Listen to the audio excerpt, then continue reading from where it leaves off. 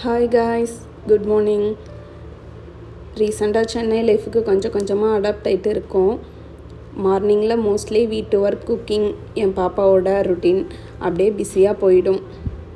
இன்றைக்கி மார்னிங் பிரேக்ஃபாஸ்ட்டுக்கு பூரி செஞ்சேன். என்ன தான் கடையில் பூரி சாப்பிட்டாலும் வீட்டில் ஃப்ரெஷ்ஷாக பூரி மசாலாவும் செஞ்சு ஃபேமிலியோடு சாப்பிட்றது தான் எனக்கு ரொம்ப பிடிக்கும். அதுவும் இல்லாமல் என் பாப்பா வேறு 4 டேஸாக பூரி சுட்டு கொடுங்கன்னு கேட்டுட்ருக்கிறா. அதுதான் இன்றைக்கி பூரியும் உருளைக்கிழங்கு மசாலாவும் செஞ்சு தரப்போகிறேன். ஃபஸ்ட்டு மார்னிங் கிச்சனுக்கு வந்ததுமே உருளைக்கிழங்கு வேக போட்டுட்டேன். நெக்ஸ்ட்டு மாவு பிசைய ஆரம்பிச்சிட்டேன். இந்த மாவு எங்கள் அம்மா ஊர்லேருந்து அரைச்சி கொடுத்து விட்டது. எப்போவுமே எங்கள் அம்மா ஊரில் மாவு அரைக்கிறப்ப மில்லட்ஸ்லாம் ஆட் பண்ணி தான் அரைச்சி கொடுத்து விடுவாங்க. நான் ஒரு நாள் ஊருக்கு போகிறப்ப எங்கள் அம்மாவை அரைக்க சொல்லி உங்களுக்கு அதை வீடியோவை எடுத்து போடுறேன். மாவு நல்லா பிசைஞ்சு மூடி ஓரமாக வச்சுட்டேன். உருளைக்கிழங்கு சைடில் வெந்துட்டுருக்கு. சரி, அதுக்குள்ளே காஃபி போட்டுடலான்ட்டு பாலையும் காய்ச்ச ஆரம்பிச்சிட்டேன்.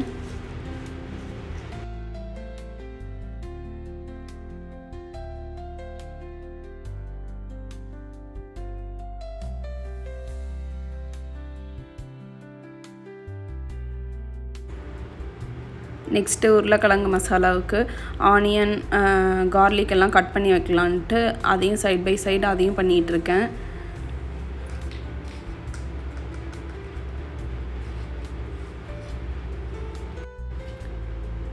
சைடில் பாலும் பொங்கிடுச்சு, காஃபியும் போட்டாச்சு.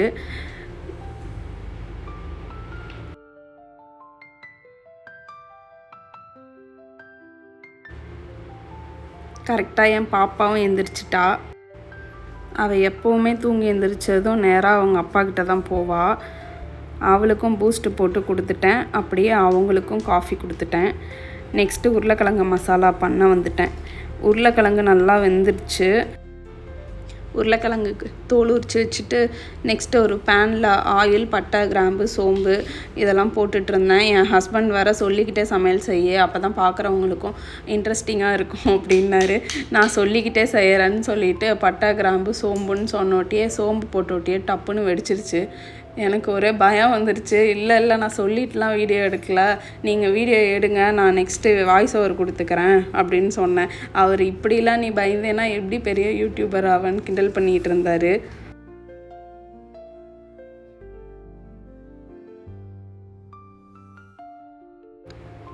நெக்ஸ்ட்டு கார்லிக் போட்டு அது நல்லா வதக்கிக்கணும். அது கொஞ்சம் ஃப்ரை ஆனோட்டி ஆனியன், க்ரீன் சில்லி, கருவேப்பிலை போட்டு நல்லா ஃப்ரை பண்ணணும்.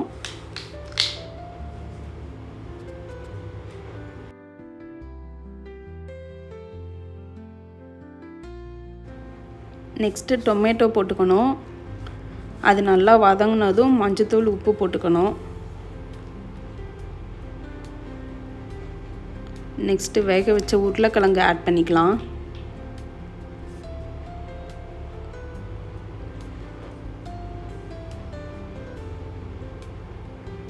இதெல்லாம் நல்லா மிக்ஸ் பண்ணிவிட்டு தேவையான அளவு தண்ணி ஆட் பண்ணிக்கணும்.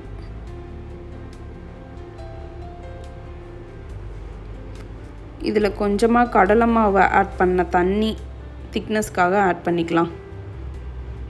இது எல்லாத்தையும் ஒன்றா மிக்ஸ் பண்ணி ஓரமாக வச்சுட்டு நெக்ஸ்ட்டு பூரி செய்கிறதுக்காக அடுப்பில் எண்ணெய் ஊற்றி பேன் வச்சுட்டேன்.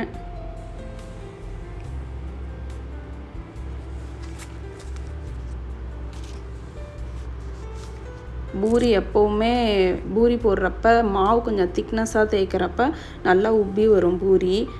எப்பவும் இல்லாமல் இன்றைக்கி நான் சுட்ட பூரி எல்லாமே நல்லா பஃபியாக வந்துச்சு.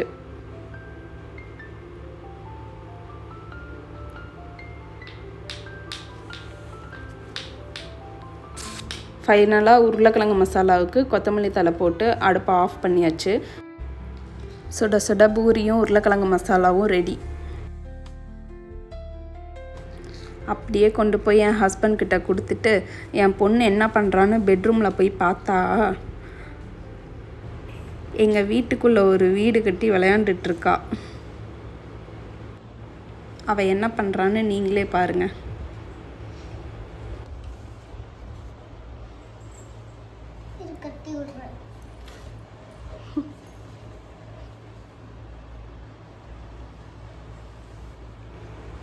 அவள் வீட்டை நான் ஃபுல்லாக காட்டணும்னு இதை கட்டிகிட்டு இருக்கா. இவ எப்படி இவ்வளோ அழகாக நாட் போட கற்றுக்கிட்டான்னு எனக்கு தெரியல.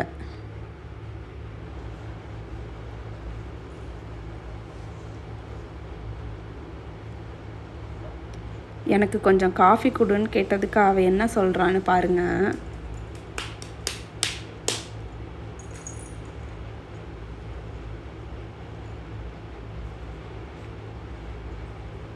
அம்மாக்கு காஃபி கொடு, காஃபி கொடு, காஃபி காஃபி.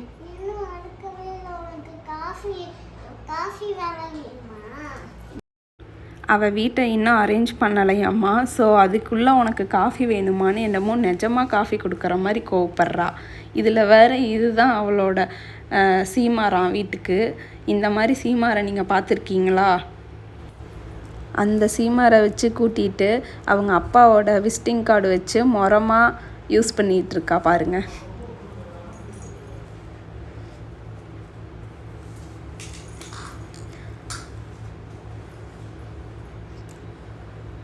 அவ்வளோதான், மேடம்க்கு பசி வந்துடுச்சு. ஸோ வெளியில் வந்துட்டாங்க.